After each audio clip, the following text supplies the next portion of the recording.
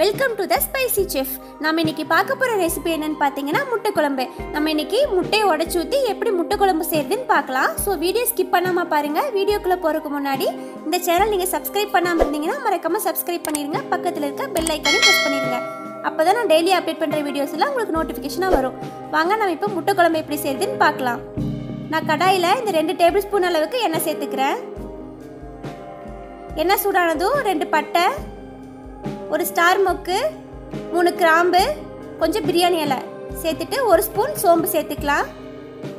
சேர்த்துட்டு சோம்பு கொஞ்சம் பொரிஞ்சு வர வரைக்கும் வணக்கிக்கலாம். இப்போ நான் ஒரு பெரிய சைஸ் வெங்காயம், 2 பச்சை மிளகா இந்த மாதிரி கட் பண்ணி வச்சுருக்கேன், அதையும் சேர்த்துக்கிறேன். வெங்காயம் பொன்னிறமாக வர வரைக்கும் நல்லா வணக்கிடலாம்.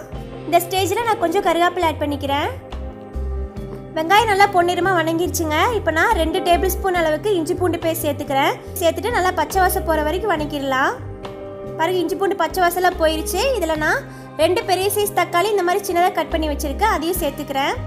தக்காளி சீக்கிரமாக வேகிறதுக்காக கொஞ்சம் உப்பு ஆட் பண்ணிக்கிறேன். தக்காளி நல்லா வெந்துருச்சுங்க. இப்போ நான் மசாலா பொருள் ஆட் பண்ணிக்கிறேன். 1 டேபிள் ஸ்பூன் மல்லித்தூள், 1 டேபிள் ஸ்பூன் முட்டை மசாலா, 1/2 ஸ்பூன் மிளகாய் தூள், 1/2 ஸ்பூன் மஞ்சள் தூள் இதெல்லாம் சேர்த்துட்டு மசாலா பச்சை வாசம் போகிற வரைக்கும் நல்லா வணக்கிடலாம். மசாலா பச்சை வாசலாம் போயிடுச்சுங்க. இப்போ நான் முட்டை குழம்புக்கு தேவையான அளவு தண்ணி சேர்த்துக்கிறேன்.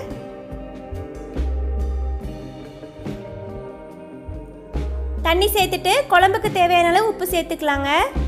உப்பு சேர்த்துட்டு நல்லா கலக்கி விட்டுடலாம். இது ஒரு கொதி வரட்டுங்க, அது வரைக்கும் நம்ம மூடி வச்சிடலாம். இப்போ பாருங்க, ஒரு கொதி வந்துருச்சு. இப்போ நம்ம ஓப்பன் பண்ணி பார்க்கலாம். இப்போ இதில் முட்டையை உடச்சி ஊற்றிக்கலாங்க. நான் 4 முட்டை எடுத்திருக்கேன். 4 முட்டையை ஒன்றா உடச்சி ஊற்றிக்கலாம்.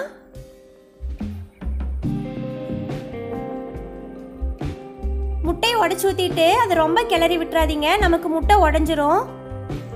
நம்ம இதை அப்படியே முட்டை வேகிற வரைக்கும் ஒரு 5 மினிட்ஸ் மூடி வச்சிடலாம்.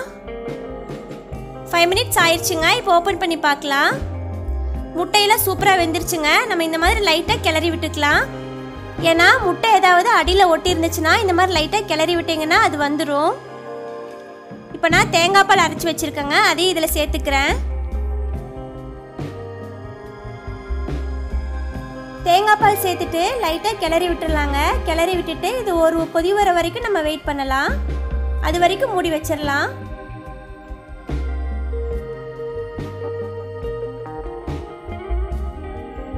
பாருங்க, ஒரு கொதி வந்துருச்சு. இப்போ ஓப்பன் பண்ணி பார்க்கலாம்.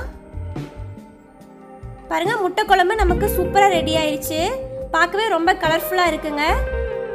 இப்போ நான் கடைசியாக கொத்தமல்லி தழை தூவி விட்டுட்டு அடுப்பு ஆஃப் பண்ணிக்கிறேன்.